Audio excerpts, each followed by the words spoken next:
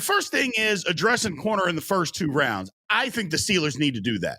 I have said all along that I think wide receiver comes after cornerback as far as what the Steelers need to do. It doesn't necessarily mean that they are going to do that, but in my opinion, I think the Steelers got to try to address, corner early in this draft. Some of the guys out there that I like, look, Nate Wiggins, in my opinion, is the top corner in the draft. Long, he's athletic, fluid speed. When he was at the combine, ran a 4.2840.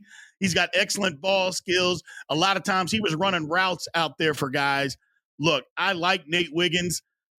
The one thing, though, it might be, and matter of fact, I don't even think there's a might. It's a pipe dream that the Steelers are going to be able to get him at 20. He's not going to be there. If the Steelers want him, we're going to have to move up in the draft. I like everything about him. Look, you just turn on that tape against Florida State.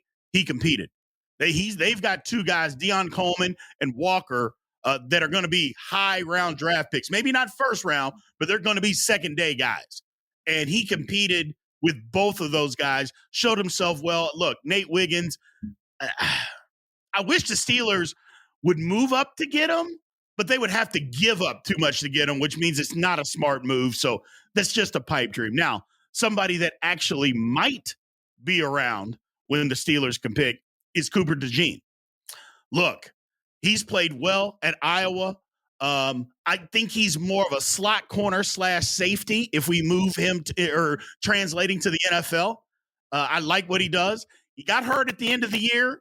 Wasn't a ligament damage or anything like that. It was a lower body injury. He ran at his pro day, ran well.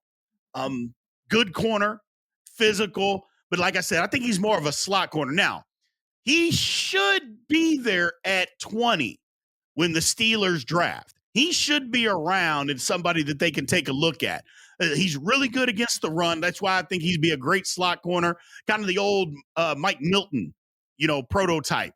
I think he would be better in coverage than Milton would be, which means, and he's a great tackler. So I think he's a better player. But do the Steelers want to take him at 20? Are there other needs? Can they? Because in the second round at 51, he's not going to be there.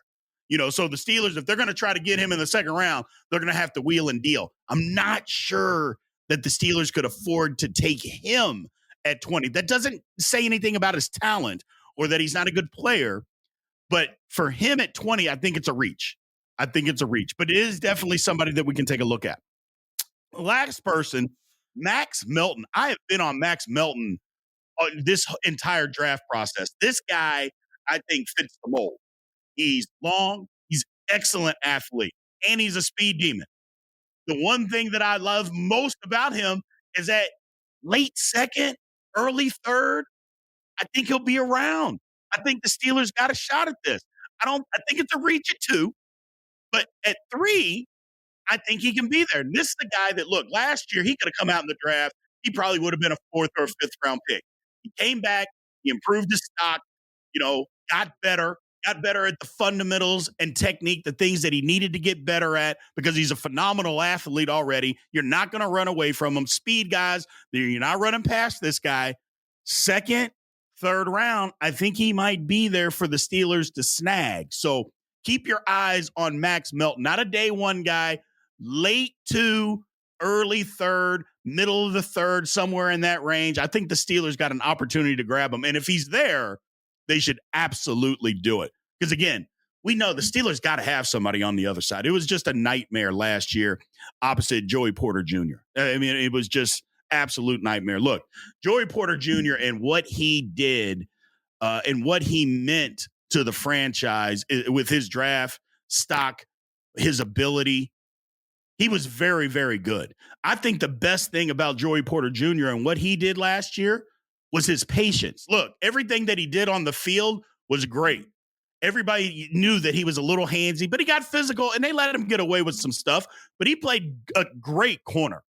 But the one thing about Joey Porter Jr. was his patience, because he should have been out there from day 1. And I know there's a lot of us Steeler fans out there that thought the exact same thing. What are we doing? Why isn't this guy out there? Well, Once he got out there, he didn't disappoint. So, but we need another guy on the other side.